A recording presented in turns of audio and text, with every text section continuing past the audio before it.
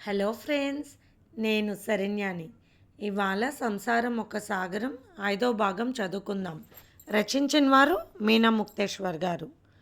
అదేదో సినిమాలో శ్రీదేవి లాగా కొట్టొచ్చినట్టు అందంగా అమాయకంగా కనిపించింది జగపతికి. ఆడపిల్లలు ఇలా ఉంటారా? ఆడది అంటే సుఖపెట్టే యంత్రంలా అనుకున్నాడు ఇన్నాళ్ళు.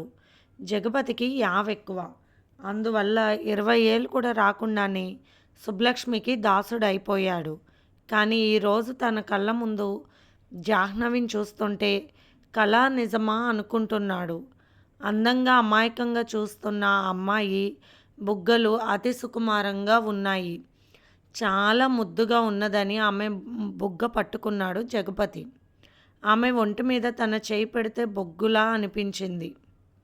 అలా అలా బుగ్గలు పట్టుకోకూడదు, ఎవరైనా పట్టుకుంటే ఊరుకోకూడదని చెప్పేది అమ్మ అని మళ్ళీ తన తల మీద తనే కొట్టుకొని, లేదు మీరు కాదు, మీరు పట్టుకోవచ్చట, వదిన చెప్పింది. మీరు ఏది చెప్పినా నేను వినాలి అంట.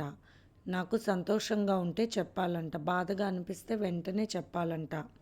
చిన్నపిల్లని కదా అందుకనంట అంటూ వరలక్ష్మి మాట చెప్పిన మాటలు జాహ్నవికి అసలు అర్థం కాకపోయినా అమాయకంగా అన్ని మాటలు జగపతికి చెప్పింది. తన ముందు పైట జార్చిన ఆడదాని పైట కొంగు పట్టుకున్నాడు.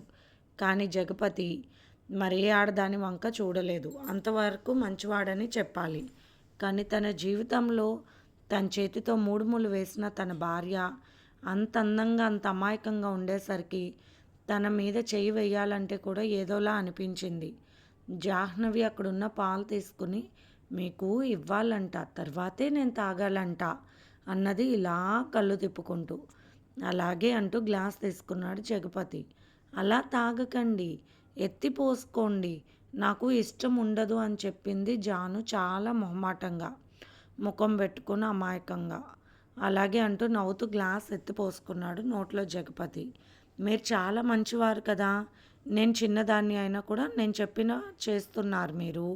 కానీ నా ఫ్రెండ్ ఉంది కదా రాణి, నేను జామ చెట్టు ఎక్కి జామకాయలు కోసుకుని కింద పడేస్తే అన్నీ తీసుకుంది. వద్దు, నా కాయలు కొరకవద్దన్నా కూడా ఎంగిల్ చేసింది. అస్సలు నాకు జామకాయలు అంటే చాలా ఇష్టం, కానీ ఏడుపు వచ్చింది. ఎవరెంగల్లి తినకూడదని మా అమ్మ చెప్పింది. అందుకే నేను తినలేదు, 4 కాయలు దానికే ఇచ్చేశాను. ఆ తర్వాత పెళ్ళి అన్నారు, నేను జామకాయలు తినలేకపోయాను. జామకాయలు చాలా బాగుంటాయి, మా చెట్టువి. నేను పుట్టకముందు మా అమ్మ వేసింది ఆ చెట్టు. మా నాన్నమ్మ చాలా మంచిదంట, మా అమ్మ అంటే చాలా ఇష్టం ఆమెకు. మా ఇల్లు కూడా కష్టపడి ఆమె కట్టించిందంట. టేప్ రికార్డర్ ఆన్ చేసినట్టు మాట్లాడుతూనే ఉన్నది జాహ్నవి. ఆమె మాట్లాడే ప్రతి మాట కూడా వినాలని తన వైపు అలాగే చూస్తూ ఉండిపోవాలనిపించింది జగపతికి. పాలు తాగింది జాహ్నవి. మాకు ఆవులున్నాయి, ఆ పాలు చాలా బాగుంటాయి. మాకు చాలా చిన్ని ఆవు పిల్ల కూడా ఉంది, ముద్దుగానే ఉంటుంది. నేను అది తెగ అల్లరి చేస్తాం. నేను పరిగెడితే నా వెనకాల పరిగెడుతుంది. అమ్మ దానికి మువ్వలు కొన్నది, అందుకే అది ఎక్కడున్నా నేను కనిపెట్టేస్తాను. దానికి తెలియదు దాక్కుంటుంది వెళ్ళి, కానీ దానికి మువ్వల శబ్దమే నాకు తెలుసు అంటూ నవ్వుతూ చెప్తున్న జాహ్నవి వైపు చూస్తూ అలాగే ఉండిపోయాడు జగపతి. పెద్ద చిక్కు వచ్చి పడింది. ఎలాగో అలాగా భార్య అయ్యింది కదా, కాపురం మొదలు పెట్టాలని చెప్పింది అక్క. ఎలా ఇలా ఇలా మాట్లాడుతున్న చిన్న అమ్మాయితో ఎలా?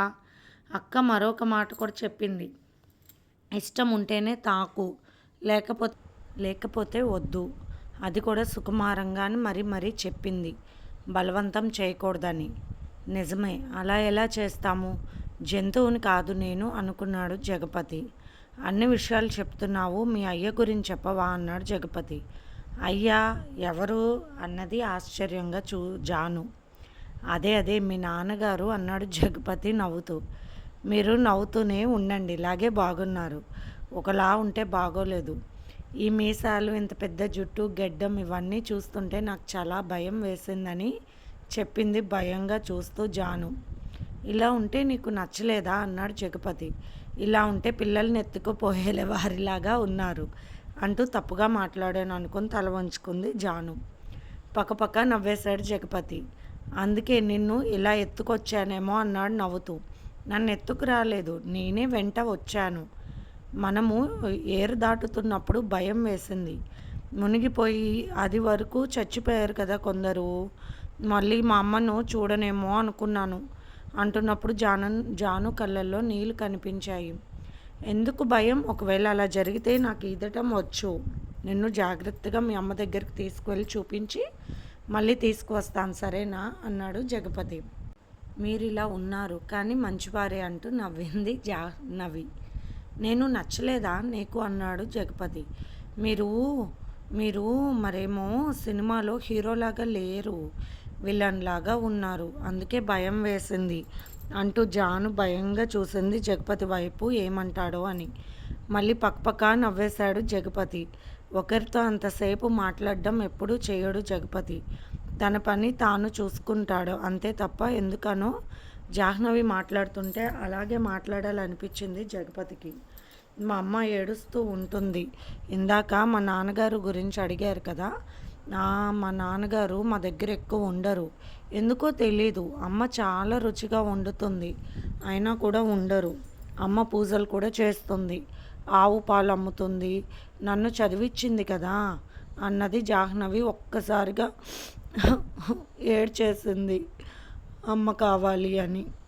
ఎందుకు ఏడుస్తున్నావు జాను అన్నాడు జగపతి. నాకు బాధ కలిగినప్పుడు మా అమ్మ ఒడిలో పడుకుంటాను, ఇప్పుడు ఎక్కడ పడుకోను అంటూ ఏడ్చింది జాహ్నవి. నువ్వు నా దగ్గర నా ఒడిలో పడుకో అంటూ తన ఒడిలో పడుకోబెట్టుకున్నాడు జగపతి. నీ ఒడిలో పడుకోవడం కష్టంగా ఉంది నాకు, మా అమ్మ ఒడిలో హాయిగా ఉంది అంటున్న జాహ్నవి అమాయకపు మాటలకు నవ్వేశాడు జగపతి. అక్కడున్న ఒక దిండు తీసుకుని తన ఒడిలో వేసుకుని జాహ్నవిని పడుకోపెట్టుకున్నాడు. మా ఇల్లు నీకు నచ్చిందా అన్నాడు జగపతి. అస్సలు నచ్చలేదు, ఎక్కడా బాగోలేదు, నాకు చాలా భయం, చాలా అసహ్యంగా ఉన్నాయి అన్నీ. ముఖ్యంగా పురుగులు, గాజు పురుగులు, ఇంకా ఏవేవో వెళ్తున్నాయి. వాటిని చూస్తుంటే వాంతి వస్తుంది. మా అమ్మ చాలా శుభ్రంగా ఉంచుతుంది ఇల్లు, నాకు రాదు శుభ్రం చేయడం అని గడగడా చెప్పేసింది జాహ్నవి. నేను శుభ్రం చేయనా ఏమిటి అన్నాడు నవ్వుతూ జగపతి. అలా చేయకూడదు, భర్త చాలా గౌరవంగా ఉండాలని చెప్పింది అమ్మ. అవును మర్చిపోయానంటూ పైకి లేచింది జాహ్నవి. మీ కాలేవి అన్నది జాహ్నవి. పద్మాసనంలో కూర్చున్న జగపతి నవ్వుతూ తన కాళ్ళని చూపించాడు. అబ్బో ఏంటి ఇలా ఉన్నాయి, నా కాలు చూడండి అంటూ తన కాలు చూపించింది జాహ్నవి.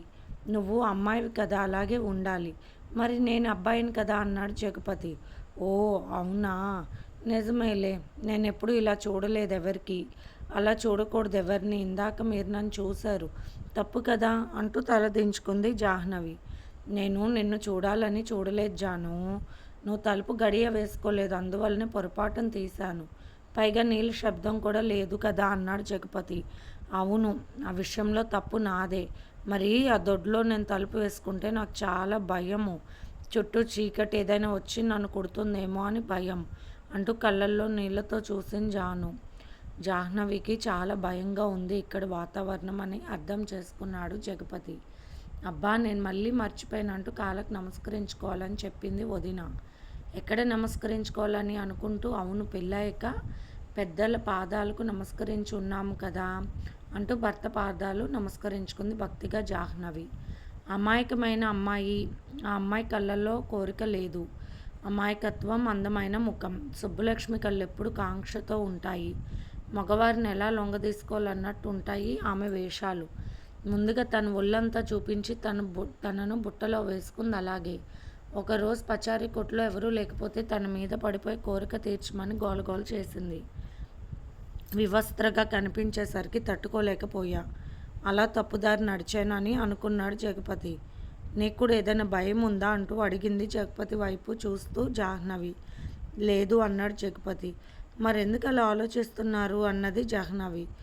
ఏమీ లేదు అన్నాడు జగపతి నవ్వుతూ. అమ్మయ్య నవ్వేశారు కదా, నాకు ఆకలి వేస్తుందని ఏమీ తినలేదు, అక్కడ స్వీట్స్ ఉన్నాయి, మరి నేను తినొచ్చా అన్నది జాహ్నవి. ఇవన్నీ మనకే అన్నాడు జగపతి నవ్వుతూ. తను నవ్వుతూ ఉంటే తన వైపు చూస్తుంది, లేకుంటే భయంగానే ఉంటున్న జాహ్నవిని గమనించాడు జగపతి. లడ్డు తింటావా అన్నాడు జగపతి. అది నాకు ఇష్టం ఉండదు, పాలకోవ చేస్తుంది అమ్మ, చాలా బాగుంటుంది. మైసూర్ పాక్ తింటానంటూ ఆశగా అడిగింది జాహ్నవి. బాగుందో లేదో నేను రుచి చూడనా అన్నాడు జగపతి. చూడండి, మీకు నేను తినిపించాలని, మీరు నాకు తినిపించాలని చెప్పారు వదిన. అన్నీ మళ్ళీ పాఠాలు చెప్పింది జాహ్నవి. నవ్వుతూ జాహ్నవికి తినిపించాడు జగపతి. చాలా బాగుంది, ఉండండి అంటూ ఆ మైసూర్ పాక్ తీసుకుని భర్తకు తినిపించింది జాహ్నవి. అయ్యో, నా ఎంగిల్ తినేశారు మీరు అంటూ నవ్వింది. అమృతంలా ఉంది అందుకే అన్నాడు జగపతి నవ్వుతూ. పెదాలు ఎందుకు ఇంత ఎర్రగా ఉన్నాయి అన్నాడు జగపతి. ఒక్కసారిగా ఆడవటం మొదలుపెట్టింది జాహ్నవి. ఇందాక స్నానం చేసే నీళ్ళల్లో కారం ఉంది, ఒళ్ళు మొత్తం మండిపోయింది, నోట్లో కూడా మంటగా ఉంది. ఇందాక అందుకే ఎర్రగా అయిపోయాయి పెదాలు అని చెప్పింది బాధగా జాహ్నవి. మరి ఒళ్ళంతా ఎలా మండింది ఇక్కడ అంటూ బయట చెంగు తీసి చూపించింది జాహ్నవి. నాకు చూపించవచ్చా అన్నాడు నవ్వుతూ జగపతి. అవును, మీకు చూపించాలంట చెప్పింది వదిన అంటూ జాహ్నవిని చూసి నవ్వేశాడు జగపతి. చూశారు కదా అంటూ బయట చెంగు వేసుకోవడం చేతకాక అవస్థ పడింది జాహ్నవి. ఇది చాలా చిరాగ్గా ఉంది, నేను వేసుకోను సరేనా అన్నది జాహ్నవి. అలాగే అన్నాడు జగపతి నవ్వుతూ. ఈ చీర ఇలా రోజు కట్టుకోవాలా అన్నది జాహ్నవి అమాయకంగా చూస్తూ. అక్కర్లేదు, లంగా ఓని వేసుకో జాను అన్నాడు జగపతి. పాపం మా అమ్మ ఒకటే ఉంటుంది ఇంట్లో, ఎలా ఉందో ఏమిటో అనుకుంటూ కళ్ళు నీళ్ళు పెట్టుకుంది జాను. అవునా అన్నాడు జగపతి. అవును, నేను మా అమ్మ ఇద్దరమే ఉంటాము. పక్కన మనతో వచ్చారు పెద్దమ్మ వాళ్ళు ఉంటారు, చాలా మంచి వాళ్ళు అన్నది జాను. వాళ్ళు మీ సొంత పెద్దమ్మ వాళ్ళ అన్నాడు జగపతి. కాదు, ఇంటి పక్కన ఉంటారు, మా అక్క పుట్టక ముందు నుండి ఉన్నవాళ్ళు అని కళ్ళు తిప్పుకుంటూ చెప్పింది జాహ్నవి. నీకు ఒక అక్క ఉందా అన్నాడు జగపతి. మా అక్క వైదేహి, అక్కకు బాబు పాప కూడా ఉన్నారు, బావగారు ఉద్యోగం చేస్తారు, చాలా మంచివారని చెప్పింది జాహ్నవి. మరి నీ సంగతి చెప్పు అన్నాడు జగపతి. నేను నేను నాకు చదువు అంటే చాలా ఇష్టం, టీచర్ అవ్వాలని అనుకునేదాన్ని అంటూ కూనిపాట్లు పడుతూ ఉంది జాహ్నవి. సరే పడుకో అన్నాడు జగపతి. మా అమ్మ రాముడి మీద మంచి మంచి పాటలు పాడుతూ ఉండేది, నేను అలాగే నిద్రపోయేదాన్ని అంటున్న జాను వైపు కొంత ఆశ్చర్యంగా కొంత సంతోషంగా నవ్వుతూ ఉన్నాడు చూస్తూ జగపతి. కింద పడుకోవాలంటే భయంగా ఉంది, ఏమైనా వస్తాయేమో అని భయం నాకు అంటూ భయపడింది జాహ్నవి. అక్కడున్న నులక మంచం మీద మెత్తగా పక్క వేసి పడుకో జాను అన్నాడు జగపతి. అలా పడుకోకూడదు, నీ పక్కనే పడుకోవాలి, మా అమ్మ పక్కన చిన్నప్పుడు పడుకున్నాను కదా, అలా పెద్ద అయ్యాక నీ పక్కన పడుకోవాలి, అందుకేనంట కదా నువ్వు ఇది కట్టింది అంది తాళబొట్టు తీసి చూపించింది జాహ్నవి. మంగళసూత్రం అంటే కూడా ఏమీ తెలియదు జాహ్నవికి. సరే అంటూ మంచం పైన పడుకున్నాడు జగపతి. ఆ పక్కనే పడుకుని వెంటనే నిద్రపోయింది జాను. జగపతి పైకి చూస్తూ ఆలోచిస్తూ ఉన్నాడు. అసలు పిల్లలు ఎలా పెరుగుతారు మాకేమీ తెలియదు, మా ఇళ్ళ కాల్లో ఎవ్వరూ చదువుకోలేదు, అన్నయ్య వరకు చదివాడు, వాడు చాలా తెలివిగా ఉండేవాడు. వరలక్ష్మి శేషగిరి పుట్టాక 8 ఏళ్ళ తర్వాత జగపతి భూలక్ష్మి పుట్టారు వేర్లంకమ్మకు. అందుకే వరలక్ష్మికి అంత పెద్ద పిల్లలు ఉన్నారు. ఎంతసేపటికి ఏదో ఒకటి కష్టపడటం తినడం రోజు గడిచిపోవడమే కానీ చదువుకోవాలి సంస్కారంగా ఉండాలి అని తెలిసిన ఇళ్లల్లో పుట్టలేదు తను. కానీ ఒక రకమైన పెద్ద కుటుంబాల్లో పుట్టింది జాహ్నవి. వాళ్ళ అమ్మ ఎన్నో మంచి అలవాట్లు నేర్పించింది జాహ్నవికి. ఇంత చిన్నతనంలోనే నిద్రపోతున్న జాహ్నవి వైపు అలాగే చూస్తూ ఉన్నాడు జగపతి. కొంత భయం లేకుండా హాయిగా నిద్రపోతుంది జాను. ఆమె తల నిమురుతున్నాడు జగపతి. జగపతి చూస్తూ ఉండగానే జాహ్నవి నోట్లో బొటన వేలు వేసుకొని చీకుతూ ఉంది. నవ్వొచ్చింది జగపతికి. చెల్లెలు భూలక్ష్మి కూడా అలా నోట్లో వేలు వేసుకునే అలవాటు ఉండేది చిన్నప్పుడు. అమ్మ ఒకరోజు వాత పెట్టింది, అప్పటి నుంచి మళ్ళీ చూడలేదు భూలక్ష్మి నోట్లో వేలు వేయటం. అమ్మ భూలక్ష్మికి అమ్మ దగ్గర గారాబం ఎక్కువ.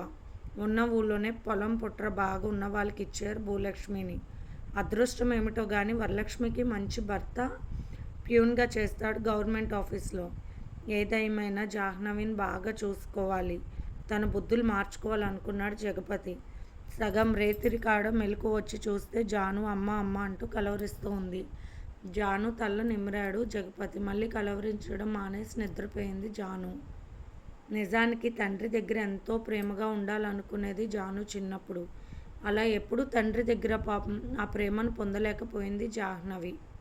ఈరోజు జగపతి దగ్గర అంత తొందరగా మలిమయ్యిందంటే ఆ ప్రేమ లోపించడం వలన. తనపై ప్రేమ చూపిస్తున్న జగపతి ప్రేమకు లొంగిపోయింది జాహ్నవిలోని చిన్నతనం. బాగా ముడుచుకుపోయి జగపతి ఖాళీకి లేకుండా జగపతి గుండెల్లో చేరిపోయి పడుకుంది జాహ్నవి. ఇది ఫ్రెండ్స్ ఇవాల్టి ఎపిసోడ్. రేపు ఇంకొక ఎపిసోడ్తో కలుద్దాం. Bye friends.